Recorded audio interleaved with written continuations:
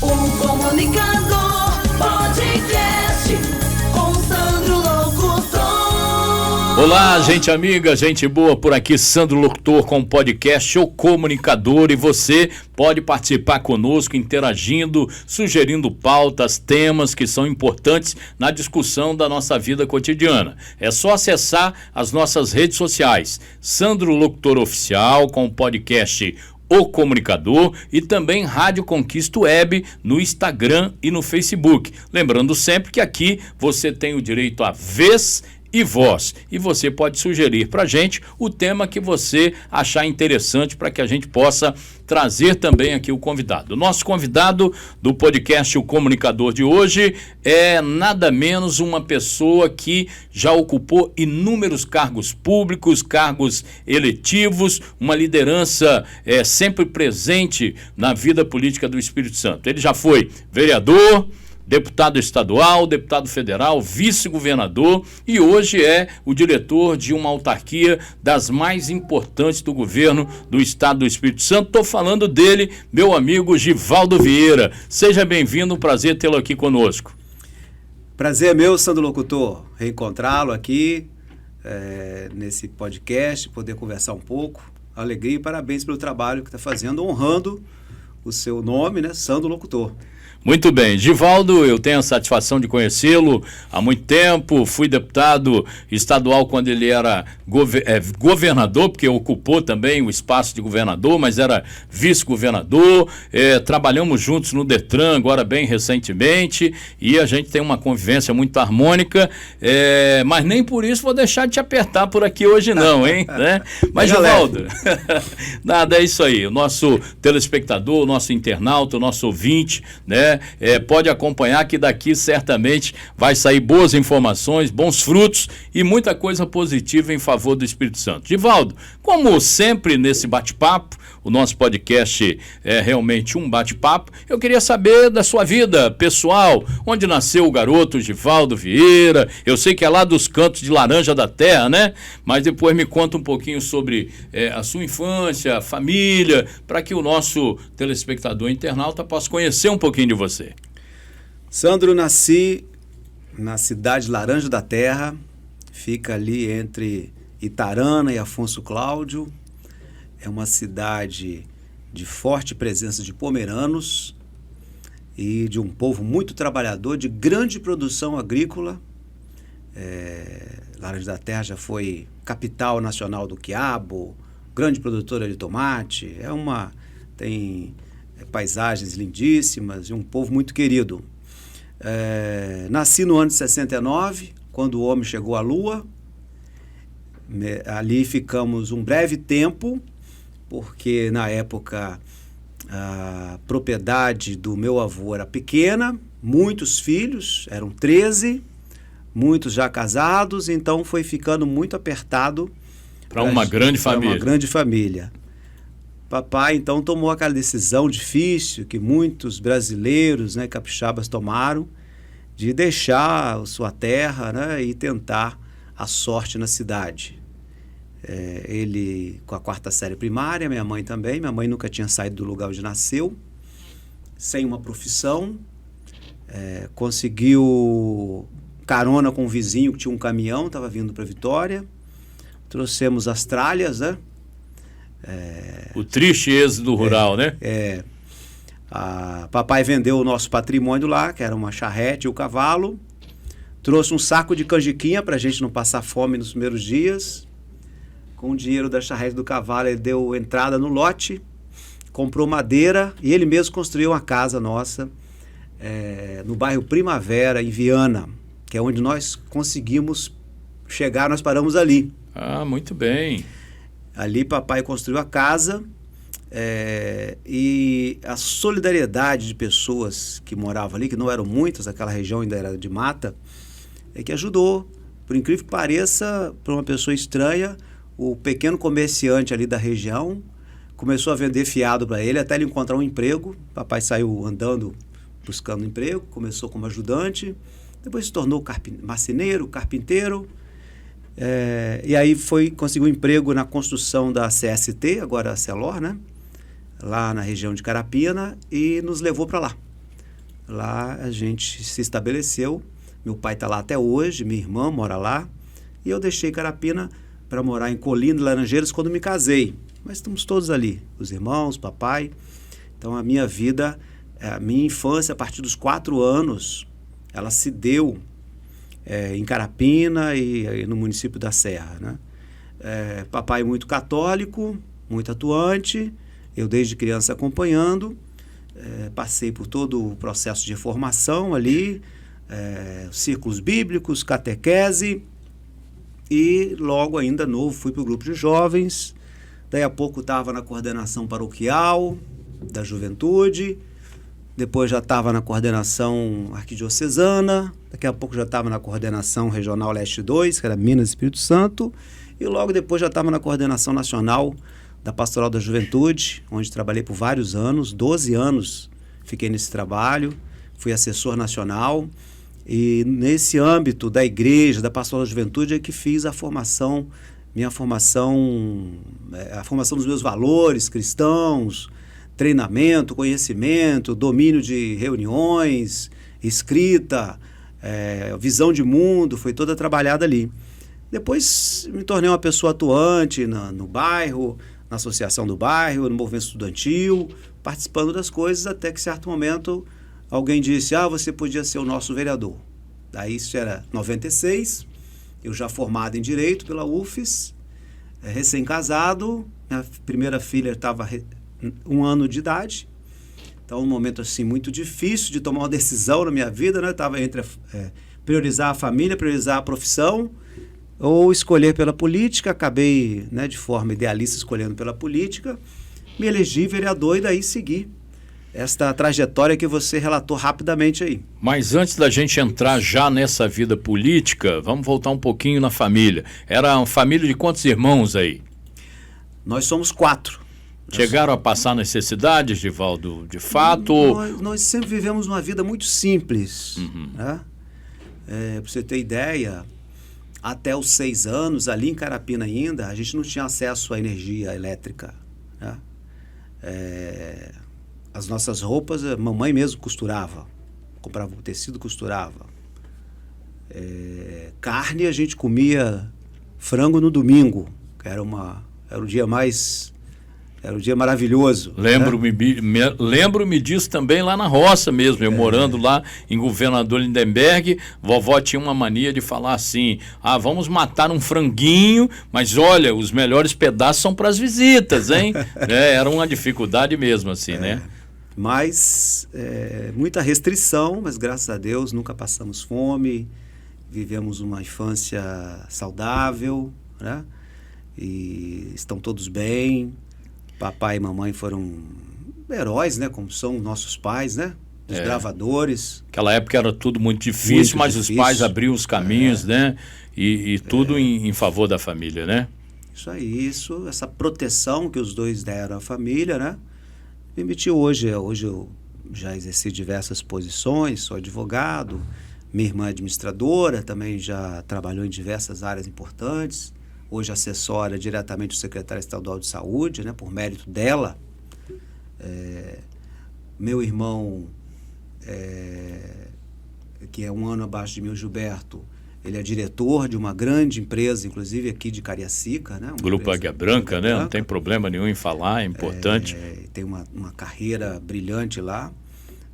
Meu irmão mais novo, Gerlei, ele está concluindo doutorado, é funcionário de carreira, concursado do INCRA, né, também. Então, graças a Deus... Família com valores, bem-sucedida. Organizada, ainda temos uma vida relativamente simples, embora hoje mais confortável, né?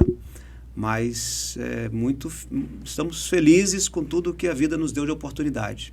Muito bem. E esse, digamos assim, esse lapidar da criança para o adolescente, para o jovem, né, conforme você colocou aqui, muito atuante na Igreja Católica. Isso possibilitou você galgar alguns objetivos, talvez antes você não pensava. Isso, certamente, essa participação na Igreja Católica forma o civismo, a inclusão cultural, uma formação de caráter e tudo mais. Esse momento da sua ascensão e participação da vida na Igreja Católica foi uma catapulta, assim, para você, de repente? Foi tudo de forma muito natural. Eu já era um grande líder da juventude católica, né? E bastante atuante nos espaços onde participava, na universidade, no bairro, né? Em várias áreas. E de forma tal que as pessoas já me reconheciam naturalmente como uma liderança, uma referência positiva. E dado o momento, né, houve aquela indicação, né? As pessoas olham para você, você podia ser nosso vereador. Aconteceu comigo assim, aqui também em Cariacica, né? Nessa mesma visão, a gente atuava aqui na associação comercial, no Conselho de Segurança, e as pessoas veem, né? Identificam na gente o espírito de liderança, né? Mas eu, como sou uma pessoa de muita fé, eu fui vendo sinais ao longo da minha vida, né? Eu me lembro que aos 10 anos de idade, eu já participava da celebração, né? Ali no altar, ajudando na celebração. Em alguns momentos, até ajudava na reflexão da palavra. E no dia da nossa primeira Eucaristia, o padre Luciano, à época, eu com 10 anos, eu fiquei encarregado de falar umas palavras lá, e ele ficou, assim, um pouco admirado com o que eu falei, e ele chegou então por trás, tocou assim nas minhas costas, virou para a igreja e disse assim, esse, gente, ou vai ser padre, ou vai ser político. Profetizou então na sua vida o padre. Mas que bom.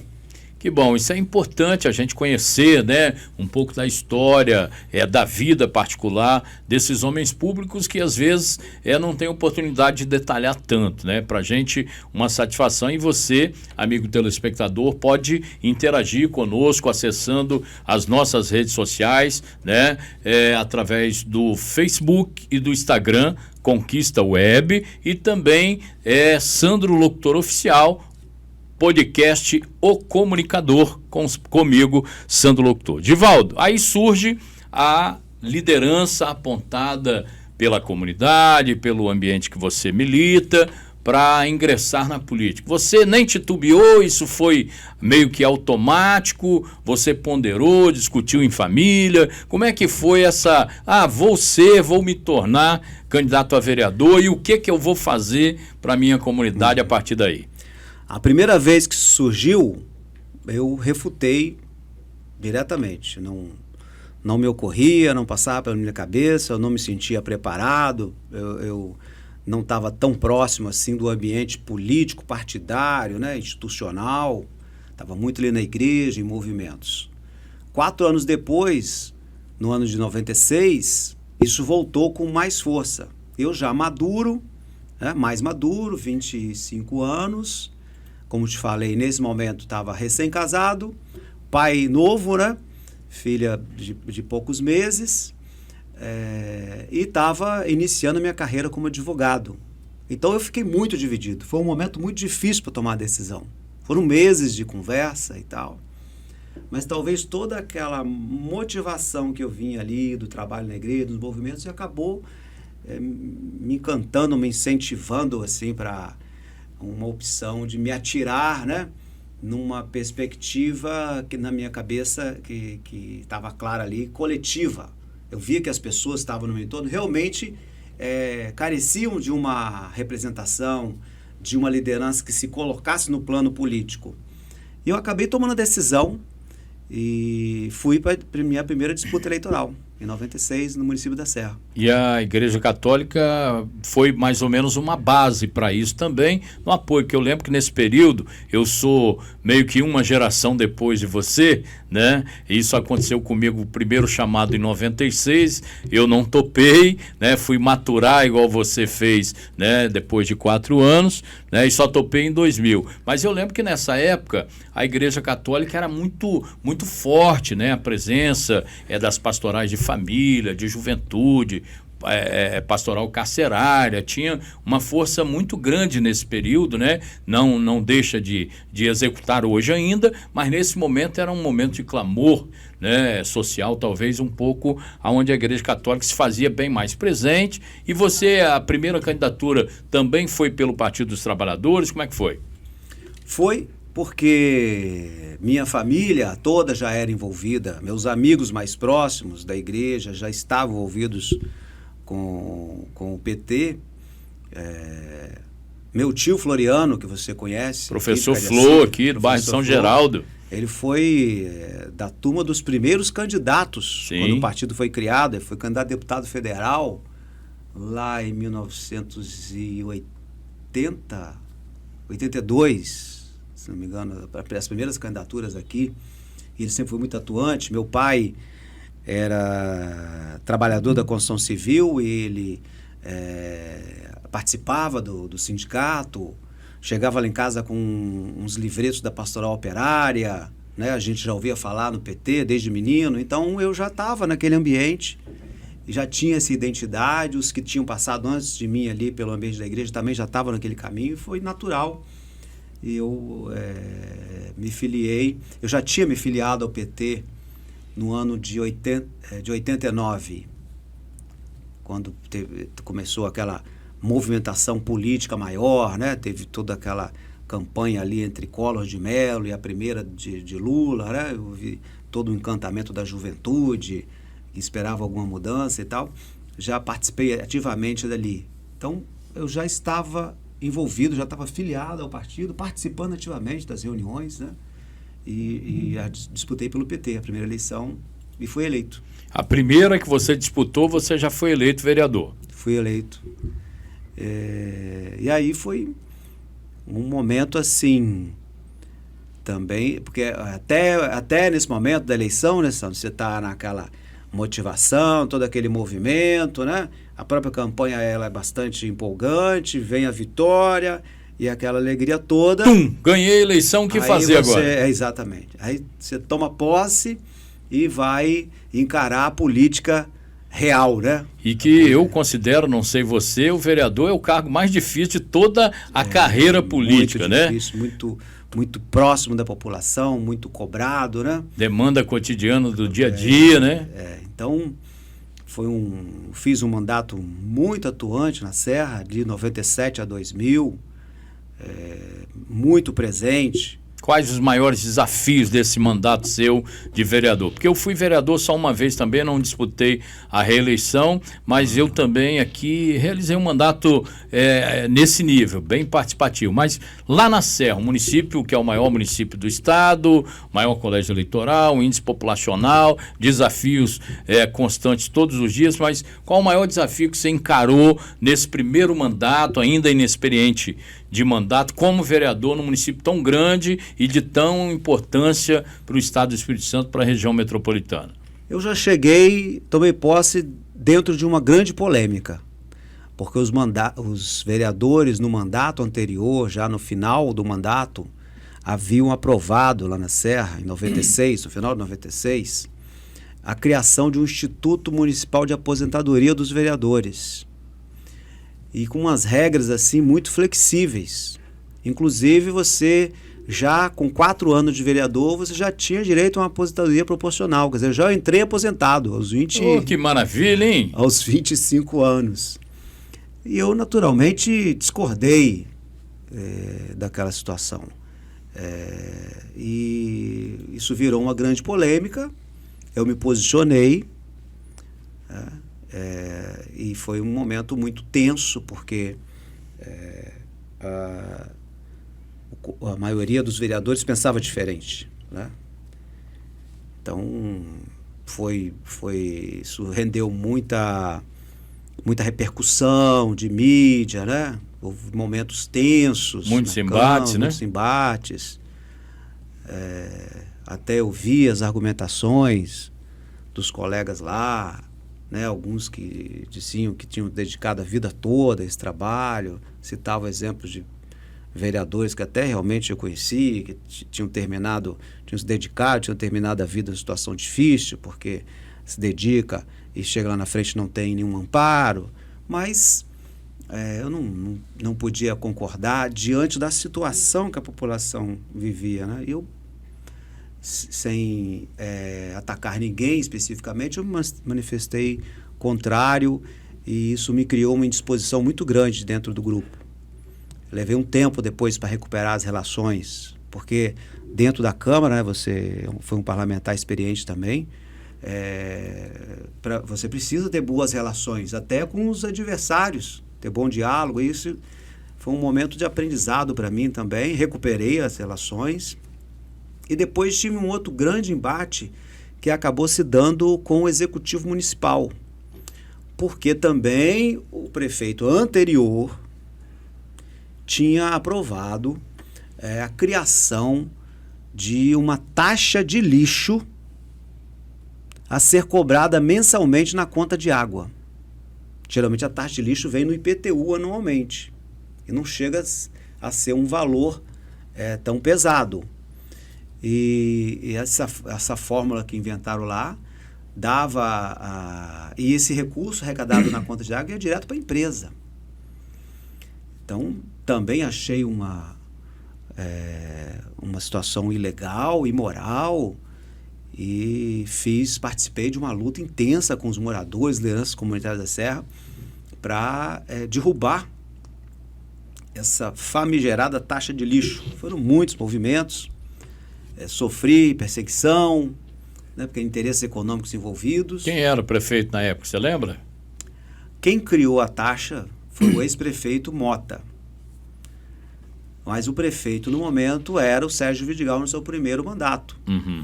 E ele alegava que não tinha como desfazer da taxa porque o prefeito anterior tinha criado em formato de lei. Em forma de lei, e o orçamento da prefeitura estava comprometido daquela maneira. Então, isso criou uma certa tensão também com a administração, embora não fosse da responsabilidade do Vidigal, mas tinha caído no colo dele o problema, né? E eu me manifestei contrário, participei de movimentos, e foram 2 ou 3 anos de luta até que conseguimos sepultar também essa taxa casada. Então, podia lembrar você, assim, 2 momentos de grande embate, mas também de grande aprendizado, e momentos em que você coloca em teste a sua coragem, né? E de importância para a sociedade, né? Para a sociedade. Cumprindo de fato o papel do legislador, né? E foi um momento de eu testar o quanto eu tinha disposição de, em nome dos meus princípios, do que eu tinha me proposto a fazer, manter uma posição mesmo enfrentando reações duras como enfrentei. E o parlamento é para isso, né, o Edivaldo? político Realmente, tem que ter coragem de defender suas você posições. é eleito pelo povo para representá-lo e tem que o fazer da forma mais digna possível e dentro dos preceitos legais, né? Tá vendo aí, amigo telespectador, meu amigo internauta, meu amigo ouvinte da Rádio Conquista Web, histórias importantes, fatos importantes que acontecem nos bastidores da política, né? E a política é muito importante. Esse ano é um ano eleitoral, nós estamos no período chamado pré-campanha. É importante a gente trazer esses atores da vida política capixaba aqui para que você possa acompanhar conosco. Acesse as nossas redes sociais, podcast O Comunicador, comigo, Sandro Locutor, a rede Sandro Locutor Oficial, e também da nossa Rádio Conquista Web no Instagram e no Facebook. Participe conosco, afinal aqui você tem vez e voz e você que garante o nosso total sucesso. Edivaldo, daí, cumprido o papel de vereador, você disputou a reeleição ou terminado o mandato foi para uma eleição de deputado? Como foi essa transição aí da sua história política a começar do município da Serra? Bom, nessa trajetória eu ganhei eleições e perdi eleições. Então, na minha reeleição, o que aconteceu? Eu aumentei bastante a minha votação. Na época eu tinha sido eleito com 1.169 votos na primeira votação, 96, era uma votação expressiva. E na reeleição eu fui a 1.907 votos, se eu não me engano. Foi uma votação tão expressiva que o mais votado, que era uma pessoa lá de 7 mandatos, tinha chegado a 2.300. Então eu estava muito perto dos 3, 4 mais votados lá da cidade, eu começando. Só que, nesse momento, o partido errou na sua forma na estratégia da construção da chapa. A chapa era frágil e não fez o coeficiente. Aí você não foi reeleito? Não fui eleito. Fui um dos mais votados, muito votado. Pra você ter ideia, 15 vereadores dos eleitos, dos empossados, 15 tinham tido uma votação menor que a minha. Também, eu acho que Deus não faz nada por acaso. Já tinha dado minha contribuição ali na Câmara e o fato de não ter, dessa estratégia partidária não ter permitido a minha reeleição, embora consagrado pelos votos, eu tive a oportunidade de começar a minha experiência no Executivo Municipal. Aí você foi para o Executivo, em função de secretariado, alguma coisa assim? Fui, me tornei... O mandato terminou em dezembro de 2000. 1º de janeiro de 2001, eu tomei posse como secretário de Direitos Humanos e Cidadania da Serra. Qual o prefeito que estava? Era Vidigal, o segundo mandato. Ok. E foi um momento interessante porque a posse foi coletiva. O prefeito tomou posse e em seguida ele fez um ato. Fez um ato dentro da prefeitura e deu posse coletiva a todos os secretários. Eu estava entre estes.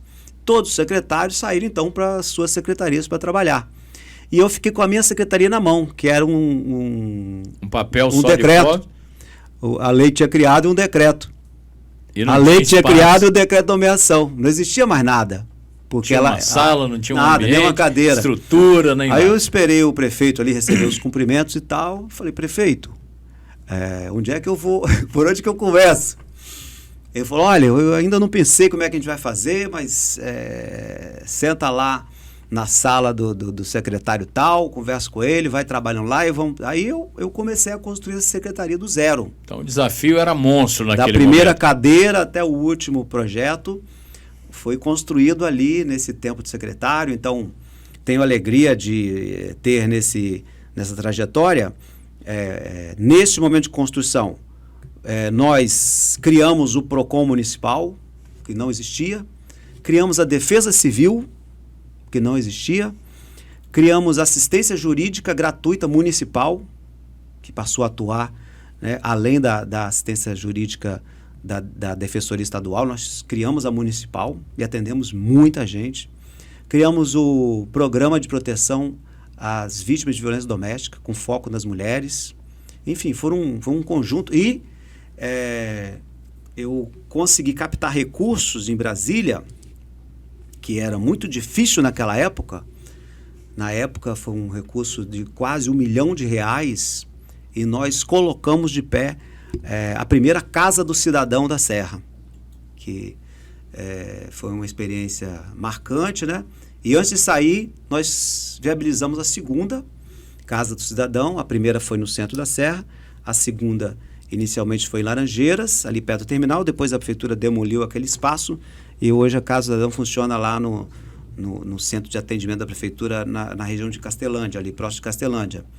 Mas esses serviços, eles surgiram nesse momento em que eu dava meu primeiro passo na administração pública em cargo do Executivo Municipal. E essas demandas todas importantes, né? Da cidadania. A cidadania em foco totalmente, né? Em trabalho que produz resultado, PROCON, Defesa Civil, Defesa da Mulher, ainda hoje, né? A gente vive o problema de alto índice de violência doméstica, violência contra a mulher, apesar de algumas leis até um pouco mais rígidas, mas a gente precisa, acompanhando aí o poder público, se reinventar todos os dias para conscientizar nós homens, né, digamos assim, da importância da prevenção dessa violência contra a mulher, da violência familiar. Beleza, daí então isso deve ter te projetado, um trabalho bem executado.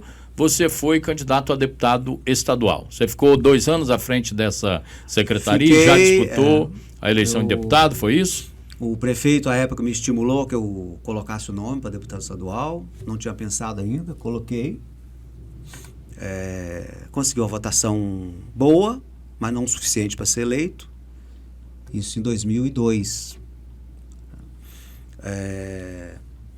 E em 2004 eu não fui candidato.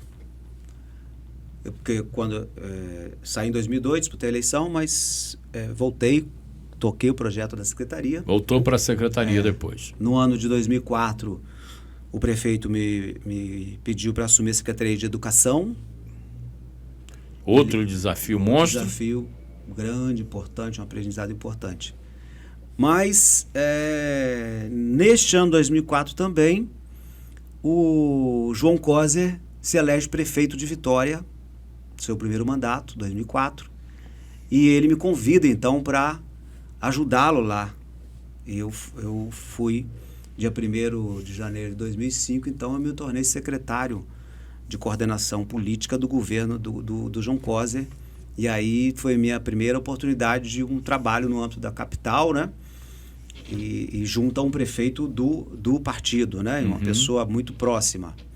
E aí atuei ali em Vitória durante 1 ano e alguns meses.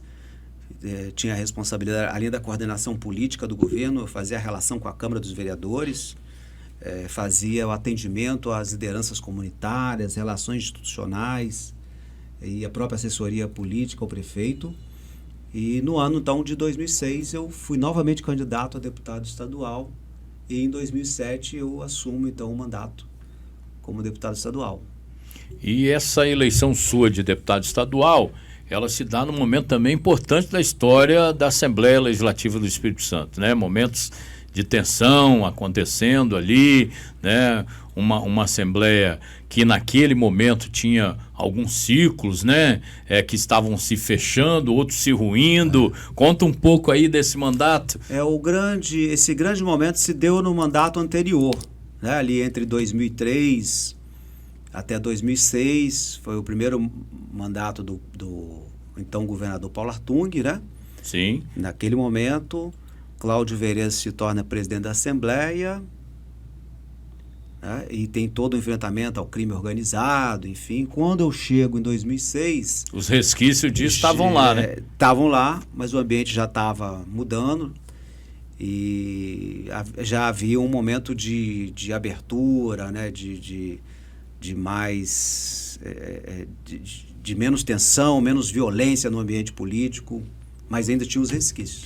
E quando chega esse garoto oriundo lá de Laranja da Terra na Assembleia Legislativa do Espírito Santo, né? Você já um pouco mais maturado, exercendo uma atividade de vereador, 3 posições nos executivos municipais e tal. Isso te ajudou no exercício do mandato diferente, porque você ser deputado estadual é bem diferente de ser vereador, apesar das funções, né, serem o mesmo, assim, legislar e fiscalizar. Mas aí você deixa de ser uma liderança de bairro, uma liderança regional, de um município, para ter uma responsabilidade com todo o estado do Espírito Santo. Como é que foi esse mandato seu de deputado estadual, essa experiência? Até então, Sandro, eu tinha a minha atuação no município da Serra, desde o tempo da igreja, depois como vereador, secretário, né? Assim, muita presença. Já tinha tido uma experiência e uma aproximação muito grande da cidade de Vitória, mas além de Vitória e Serra, politicamente eu não tinha dado passo para lugar nenhum no estado. Então, quando eu chego à Assembleia, eu começo a dar os meus primeiros passos dentro do ambiente da política estadual. E foi para mim uma grande oportunidade. Eu comecei a viajar o estado, conhecer as nossas realidades, né? Que são tão diversas, tão ricas, e também com as dificuldades, os limites. Então eu já tive desde o início um mandato bastante diversificado como aí eu acabei, mesmo sendo de um centro urbano, eu acabei tendo a questão da agricultura familiar como uma bandeira que carrego até hoje, certamente por causa da raiz que eu tenho, né? Lá de ter nascido na roça, na mão de parteira, né? Filho de lavrador, que é assim que consta a minha certidão, com muito orgulho. Então, essa raiz me fez fazer esse retorno do contato com o campo, com a agricultura familiar, porque o que está na minha cabeça é o seguinte: se meu pai tivesse tido um pouco do apoio que já estava chegando para os agricultores familiares e que eu estava podendo incrementar, ele não teria saído de onde nós saímos. Permaneceria no campo, e talvez. Ele é uma pessoa que foi arrancada de lá, porque o coração Sim. dele sempre esteve lá, dele e da minha mãe. Então eu queria dar a outros, e sempre quero dar a outros, a oportunidade de ficar lá, onde nasceram, né? Ter esse ambiente no interior. E aí rodei o estado em 2000. Aí, um ano de mandato, com aquele tempo de chegada, né? As primeiras audiências públicas, os primeiros projetos, né? E final de 2017, para minha surpresa, o governador, à época, me convida para ser secretário de Estado da Assistência Social do Trabalho, que foi quase como me empurrar da cadeira, porque não passava pela minha cabeça Deixar a Assembleia. Deixar a Assembleia e assumir um cargo de tanta relevância.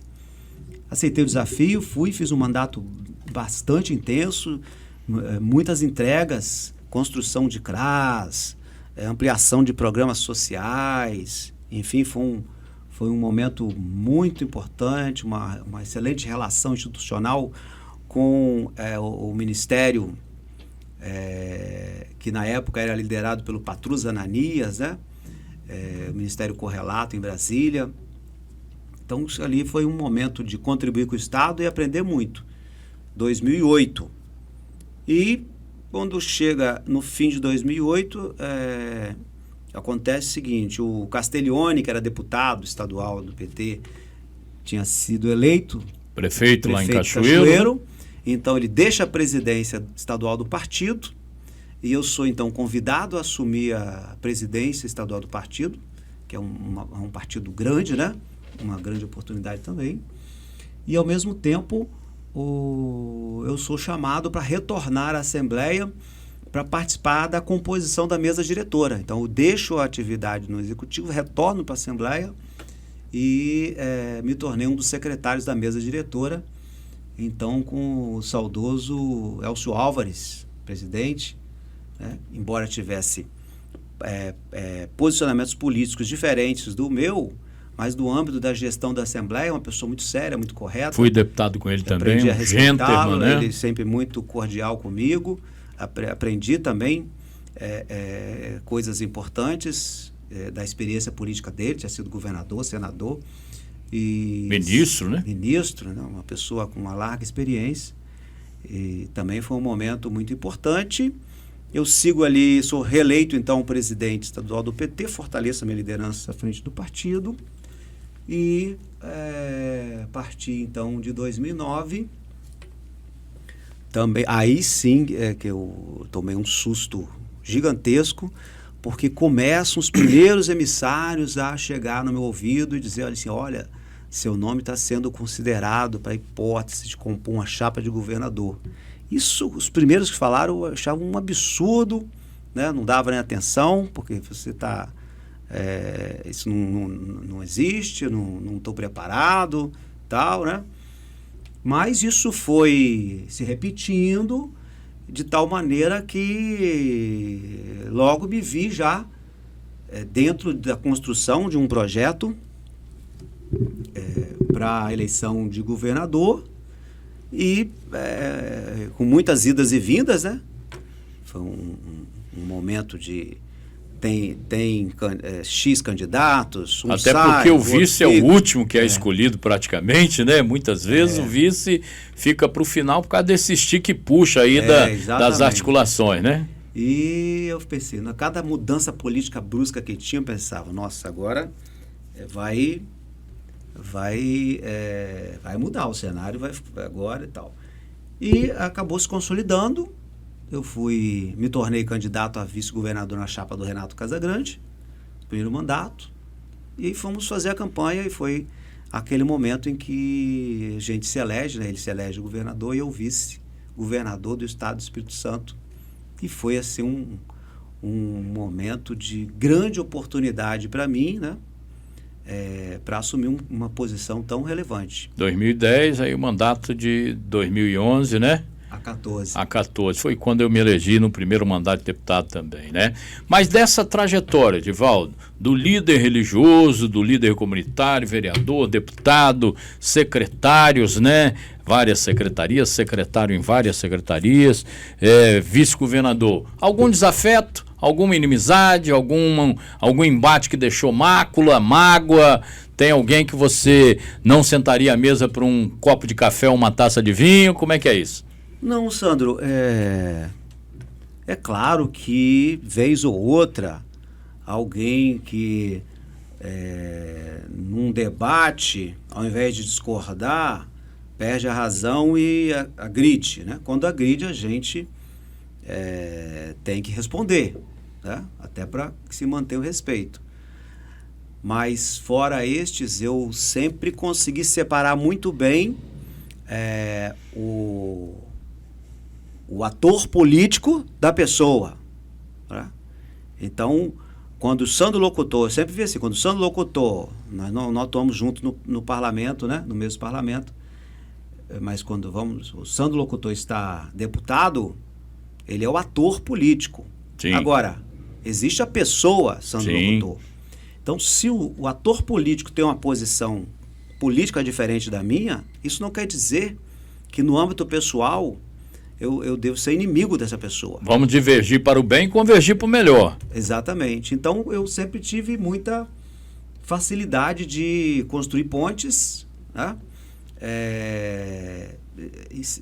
Exercitar uma cordialidade num ambiente que está faltando, hein, Sandro? Sim. Está faltando muita cordialidade no parlamento. Sim. Porque uma coisa é você subir, elevar o tom num debate acalorado, mas isso não quer dizer que você possa descer e sair nos tapas com... E desrespeitar as pessoas, né? o colega. Sim. Até eu me lembro que eu fui vice-líder da bancada do PT lá na Câmara Federal e muitas vezes conduzi plenário e muitas vezes tive que enfrentar embates duros com o Eduardo Cunha, com outros seguidores deles e tal.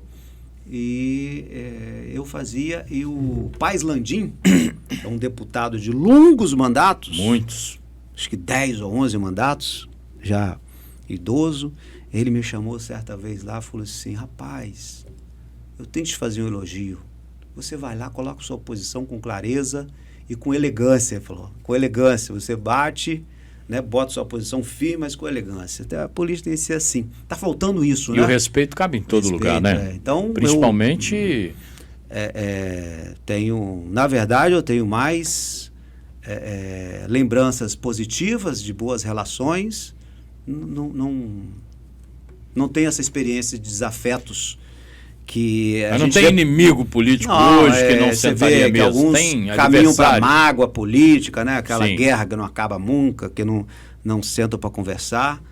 Eu acho que as diferenças, inclusive, nos tornam melhores, né? Porque eu sempre posso aprender algo com você e sempre E você pode vice-versa. aprender algo comigo. Com certeza. Tá vendo aí, amigo internauta, amigo telespectador, amigo ouvinte, aqui o nosso podcast O Comunicador, comigo, Sandro Locutor. Você pode nos acompanhar pelas nossas redes sociais, Sandro Locutor Oficial, e a nossa Conquista Web no Instagram e no Facebook. Temas importantes sempre serão tragos aqui para debate, para informar o nosso telespectador, o nosso ouvinte, o nosso internauta do que está acontecendo no dia a dia e contando história, porque todo cidadão tem a sua história de vida, a sua trajetória de trabalho e pode, com a sua experiência, acrescentar muito para todos nós. Givaldo, vamos falar um pouquinho de você, deputado federal, esse deputado que deixa de ser vice-governador do Espírito Santo, num estado bem organizado, vai ainda com a força do PT, né, para o Congresso Nacional. Nesse período aí dessa trajetória, você surfou né, digamos assim, numa onda muito positiva do PT, o primeiro governo do presidente Lula, que eu considero o primeiro governo do presidente Lula um governo excepcional, já no segundo algumas contradições, né, e vem a presidenta Dilma, né, e você chega no Congresso Nacional num momento, vamos dizer, de declínio desse projeto, eu não diria de poder, mas um projeto de estar no poder que ajudou o Brasil em determinados momentos, e aconteceram algumas mazelas, alguns descaminhos, alguns desvios, algumas coisas. Como é que foi esse momento lá? Você, num momento importante, estando no Congresso Nacional, que é onde eu considero que interfere de fato na vida das pessoas, você com o poder de interferir na vida das pessoas e ver o início de um declínio de um projeto que de antemão era um pouco mais duradouro. Conta um pouco desse momento importante, mas também difícil, não só para o Espírito Santo, mas em especial para o Brasil e para o PT, o Partido dos Trabalhadores, que você representava bem. Sandro, no tempo de vice-governador, além de ter ajudado o governador em todas as missões, né, e ter sido muito leal a ele, dedicado às atividades do Estado, então tem em tudo que realizamos, e foi muita coisa, tem meu esforço junto com ele ali, e ele reconhece isso sempre. Um dos papéis que eu exercitei para o governo naquela época era a articulação para Brasília. Como vice-governador, eu que fazia articulação com o governo federal, era o primeiro governo da presidenta Dilma, e eu que fazia essa interlocução com Brasília, captação de recursos, né, tratativa de demandas importantes do Estado junto a Brasília. Eu me dedicava a essa atividade. O governador estava no seu primeiro mandato, né, muito dedicado ali a colocar os projetos em execução, consolidar, e eu cuidava disso. Então, chegando ao Parlamento Federal, o fato de ter sido vereador, deputado estadual e ter feito esse papel de articulação nacional me fez chegar lá com uma bagagem interessante, que fez diferença para mim. Porque aí sim eu pego um desafio pedreira. Eu lembro que em 1º de fevereiro, que a gente toma posse em 1º de fevereiro, né? Minha família se organizou, foi lá, né? Participou, acompanhou a posse. Foi um momento bacana para meu pai e minha mãe, que saíram lá, como te contei, né? Com umas tralhas em cima de um caminhão, uma viagem emprestada, né? E estava ali, um menino que saiu lá dentro da terra, estava lá na capital, né? Participando do centro do poder político. Mas só deu para comemorar no primeiro dia, porque o segundo dia já foi a eleição da mesa diretora da presidência da Câmara dos Deputados. E foi um momento em que se elege Eduardo Cunha presidente, contra o meu voto, porque a gente já conhecia quem era Eduardo Cunha. Tá? E a partir dali foi todo aquele processo que foi feito, né, liderado por ele e por tantos outros atores que a gente viu depois, porque as coisas foram ficando claras depois, quem era quem, né? E foi um tempo muito tumultuado, de muita polarização política, foi um tempo muito difícil. Mesmo assim, eu consegui ter um mandato atuante, porque você imagina, você se coloca no meio de 513. Quem está nos ouvindo, pensa assim, fecha os olhos, imagina no meio de 513. Quem chega lá, você frequentou muito Brasília, sabe? Passa por uma peneira grande, chegam lá ex-governadores, gente que já exerceu diversos mandatos. Então, você no meio de 513 encontrar um lugar ao sol é complicado. É uma Câmara, é uma casa assim, muito grande, o processo legislativo é confuso. Então, muita gente fica perdida ali, mais de um mandato. E eu me dediquei a estudar o regimento. No segundo ano, eu já era vice-líder da bancada, com liderança em vários momentos de plenário. No terceiro ano, eu já era presidente de uma comissão permanente, que você sabe que não é fácil conseguir ser presidente de uma comissão permanente da Câmara, porque dos 8.000 projetos que, em média, tramitam num mandato de 4 anos, 99% deles se esgotam nas comissões permanentes. Então, elas são muito poderosas, diferentes até de comissões Nas nas assembleias e nas por câmaras, exemplo, né? As comissões permanentes têm muito poder dentro da casa, são muito disputadas pelos grandes partidos, pelas grandes lideranças Os nos projetos partidos. são terminativos lá nas Lá comissões. nas comissões. Então eu me tornei presidente da Comissão de Desenvolvimento Urbano. E durante um ano, então, que é o mandato da gente como presidente, eu trouxe debates sobre a questão do saneamento, né? Questão de mobilidade urbana, muitos assuntos interessantes, gente do Brasil inteiro passou por lá. Então foi um momento muito rico também. E aí eu chego então ao final do mandato, desse primeiro mandato, já bastante fortalecido, mesmo enfrentando todo aquele embate, e pela capacidade de articulação política, mesmo com um governo que já tinha mudado, né? Um governo opositor à minha posição, eu consegui também ser um deputado muito realizador, porque eu consegui me articular, furar os bloqueios e executar as emendas parlamentares em todo o Estado. Eu ainda estou fazendo as entregas delas. 15 dias atrás eu fui a Águia Branca, lá na comunidade do Palar, inaugurar uma quadra de esportes aqui no município.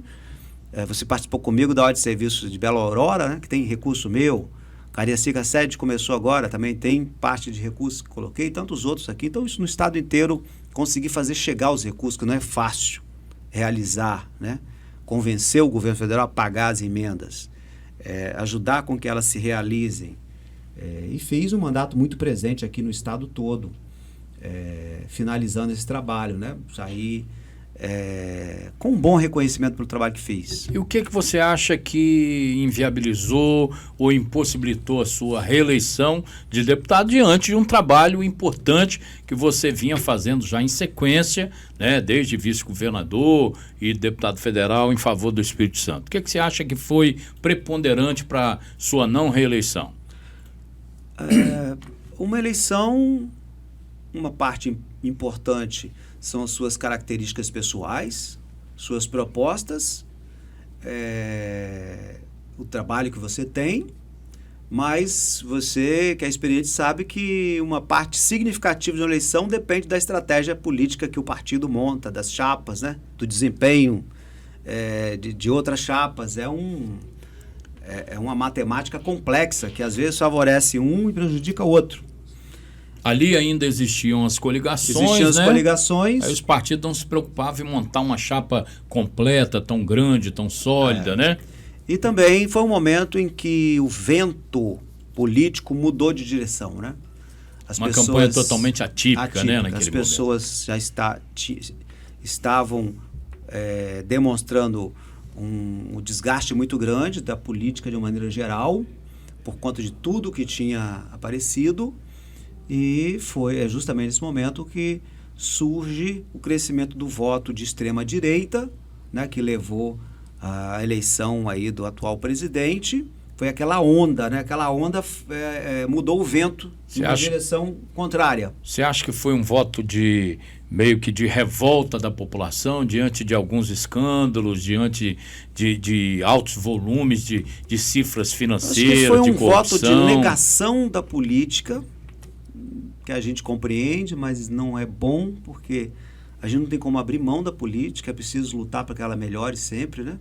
Se tem a luz no poste, na rua, não, isso depende da política. Se tem asfalto ou não, depende da política. Se tem mais emprego ou menos desemprego, depende da política. Tudo depende da política. Então, participar da política é também cuidar para que a vida possa melhorar, tá? De todos.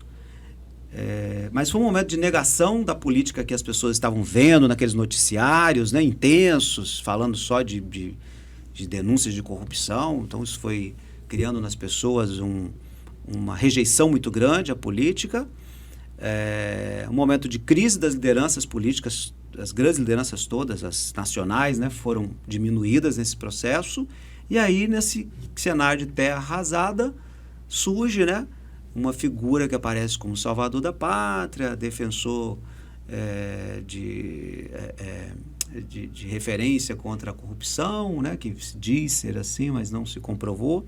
E as pessoas, talvez até por falta de opção, uma parte do país quis fazer uma aposta, né, mas que vem se demonstrando bastante ruim para a população, porque o país está, em termos da economia, principalmente, que é o que afeta mais a nossa população, principalmente aqueles que mais precisam, nós estamos indo de mal a pior, né? Vamos entrar nesse tema já já. Tá vendo aí, amigo telespectador, amigo internauta, amigo ouvinte, né? Temas importantes da política nacional, estadual, mundo, né? E você pode participar conosco interagindo nas nossas redes sociais, Rádio Conquista Web, no Instagram e no Facebook, podcast O Comunicador com Sandro Locutor, né? E na nossa rede social Sandro Locutor Oficial, você acompanha o nosso podcast O Comunicador. Meu amigo Givaldo Vieira, vamos colocar um pouco mais de pimenta nessa nossa conversa, né? Nós estamos num ano eleitoral, se anunciam aí as possíveis candidaturas. Vamos ater um pouquinho agora nesse momento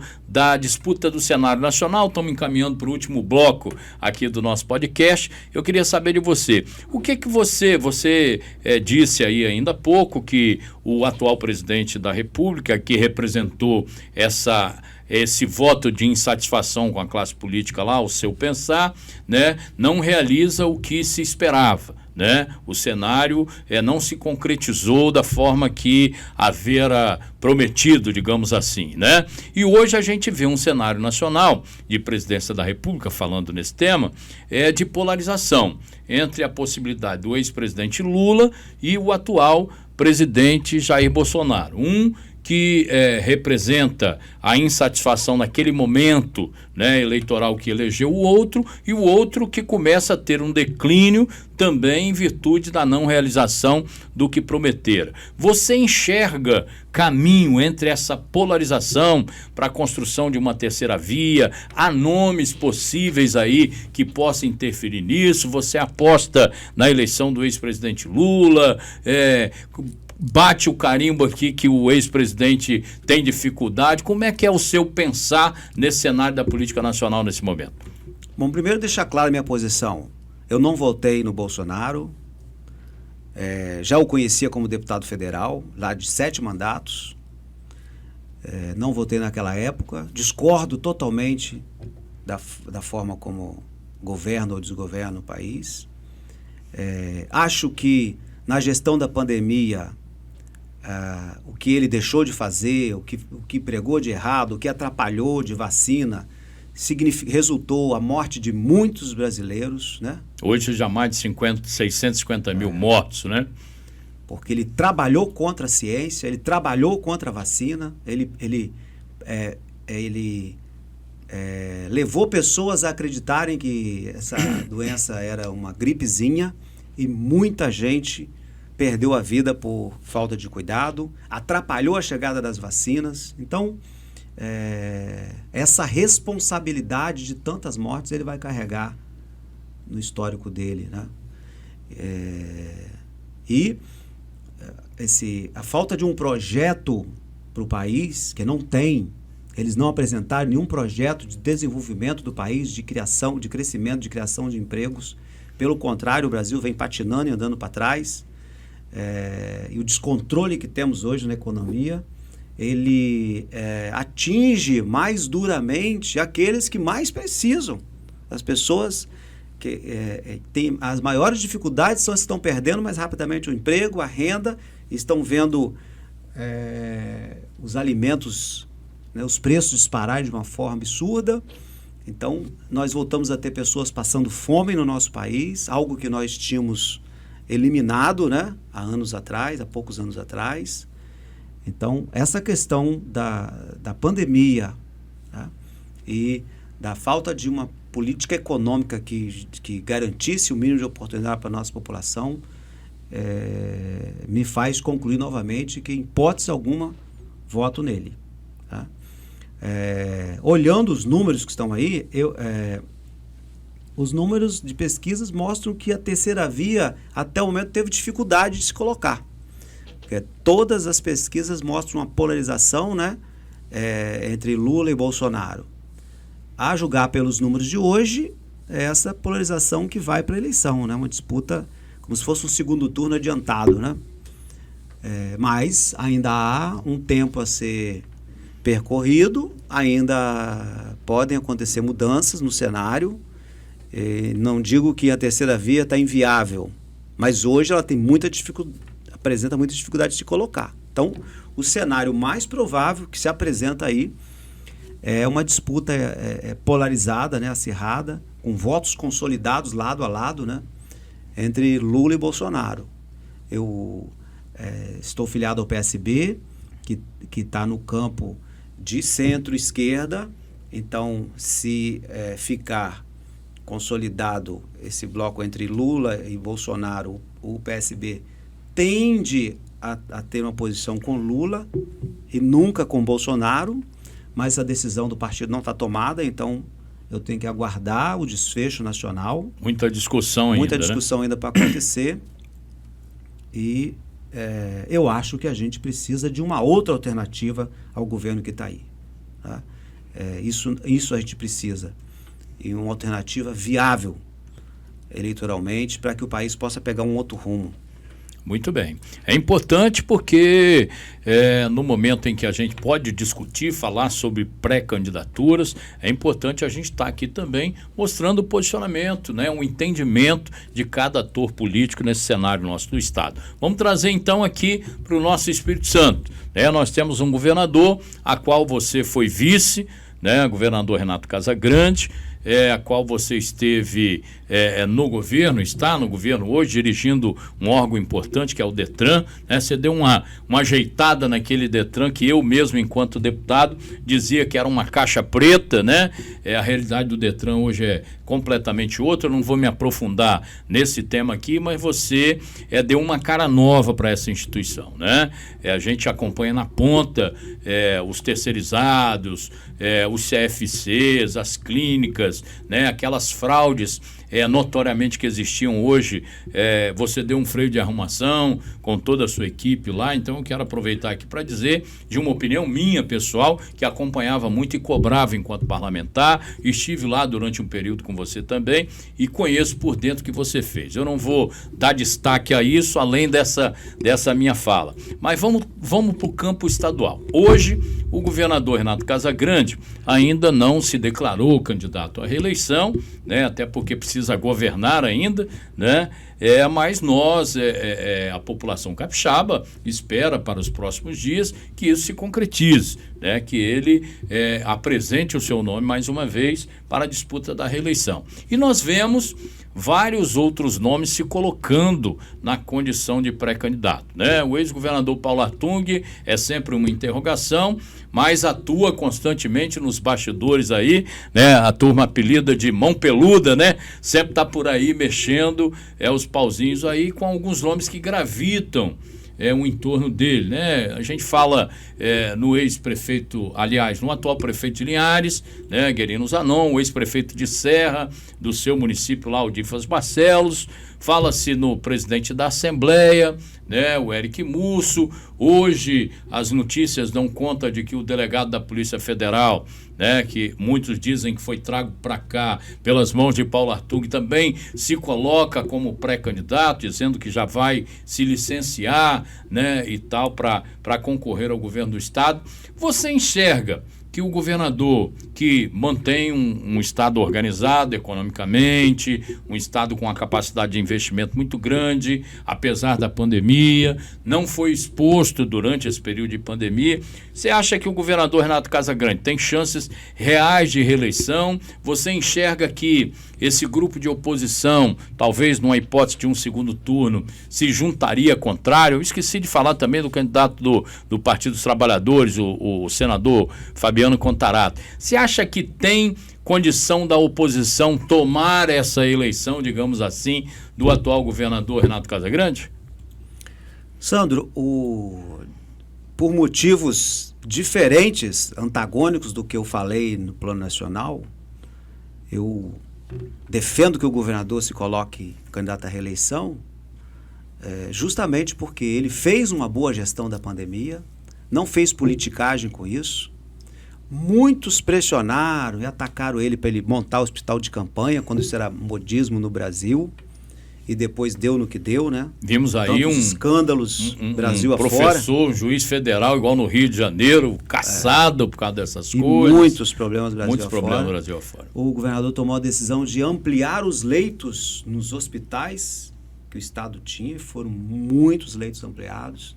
Fortaleceu a rede privada para a oferta dos leitos que dispunha, comprou esses leitos, fortaleceu aqui, atendeu a todos. Teve um momento de pico e de muita pressão, mas não faltou leito para ninguém, né? Uma doença difícil em muitos momentos de reverter o quadro de todos, né? A Itália perdeu muitos italianos, né, em um país desenvolvido, a Inglaterra, enfim, foi um desafio no mundo inteiro. Então, certamente o nosso governador preservou muitas vidas de capixabas que não vieram a óbito, né, por conta de uma gestão eficiente da pandemia. Aqui não faltou oxigênio, você imagina, você vê um ente querido morrer afogado no seco porque não tem oxigênio. E aqui nós socorremos irmãos até de outros estados, né? Então, o governador foi muito responsável, embora em vários momentos ele tenha tido a necessidade de tomar medidas duras, mas ao governante incumbe a responsabilidade, muitas vezes, de tomar decisões que não são as mais simpáticas, mas são necessárias, e isso se mostrou efetivo, né? Porque o Estado saiu mais rápido desse problema da pandemia, e pelo motivo também antagônico da economia, o nosso Estado vai bem.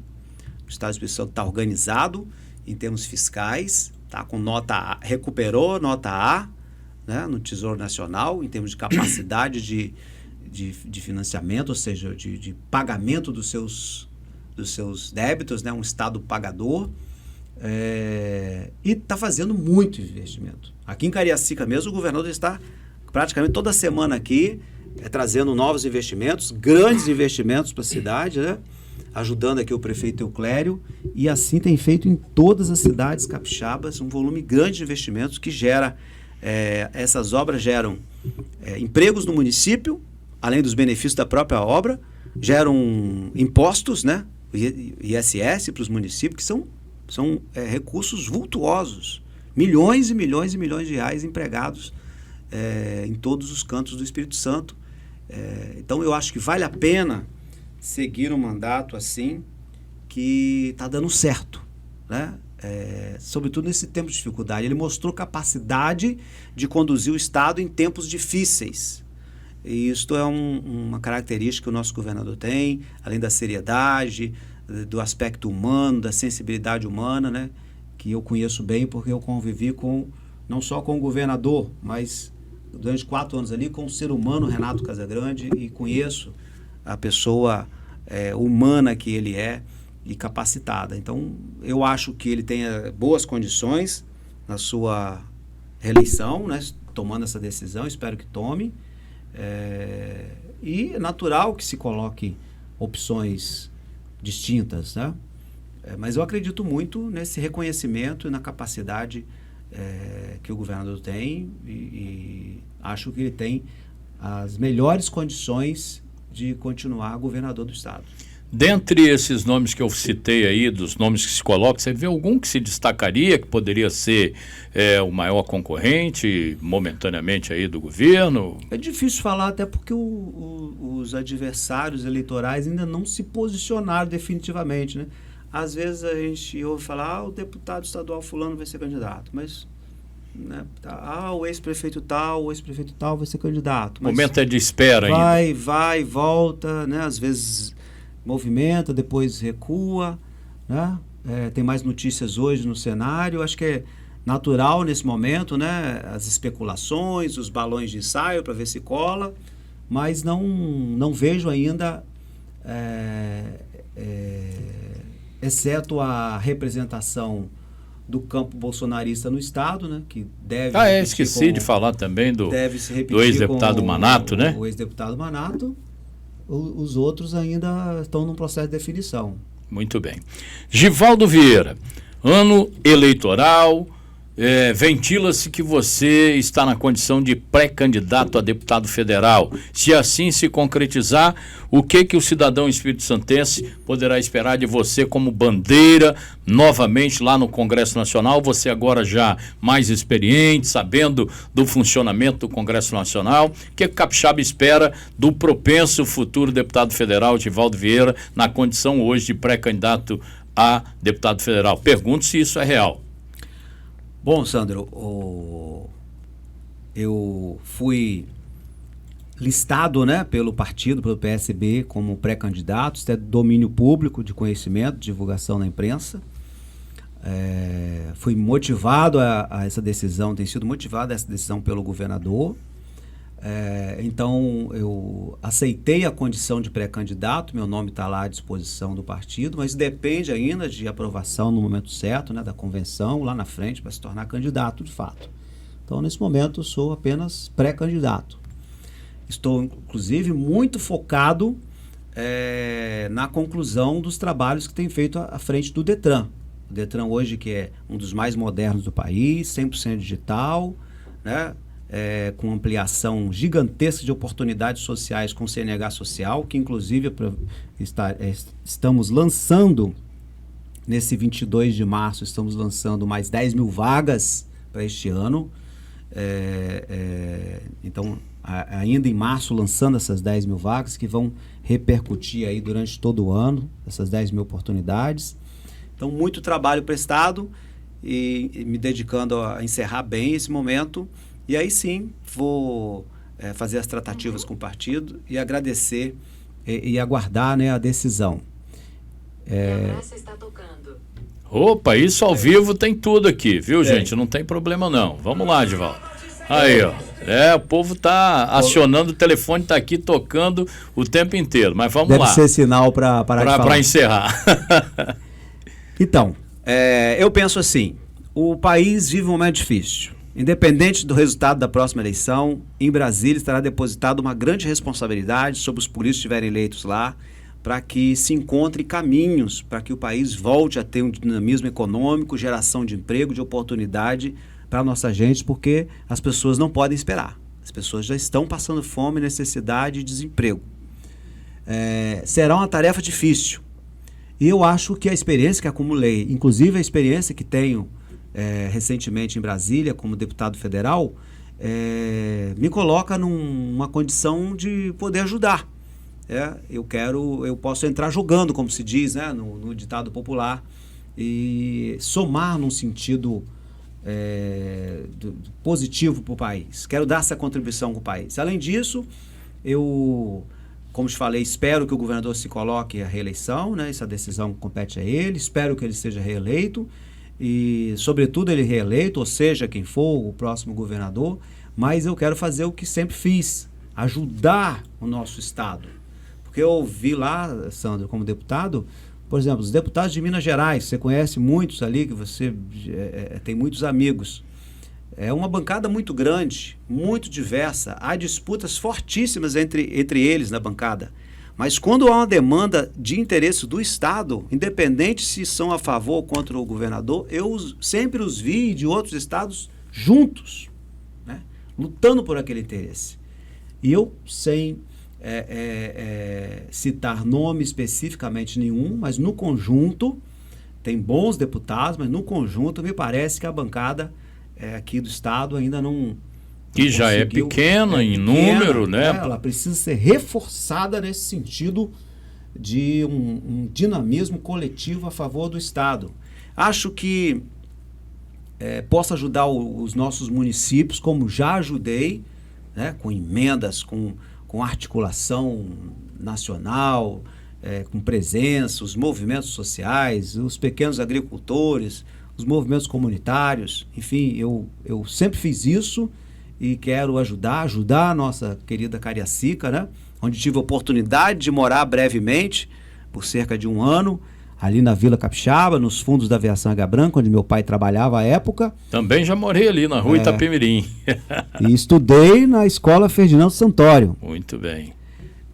Que para mim é uma honra. Então, a gente tem... E, Sandro, a gente vive na Grande Vitória, né?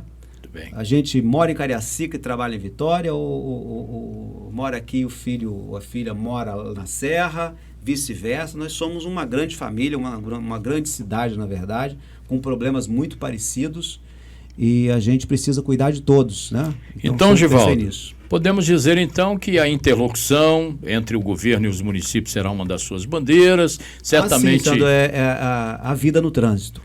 Eu ia falar nesse ponto. Estou preocupado com o tempo, 3 anos e 3 meses à frente do Detran, além da modernização que a gente fez, do projeto social e outros, educação do trânsito, enfim, mas esta preservação da vida no trânsito. Existem questões para serem trabalhadas em Brasília para a gente ter um trânsito mais humanizado. É uma carnificina, muita gente que morre, quase 1.000 pessoas por ano aqui no estado, quase 7.000 pessoas que ficam vitimadas de acidentes de trânsito, principalmente motocicletas aqui no estado, né?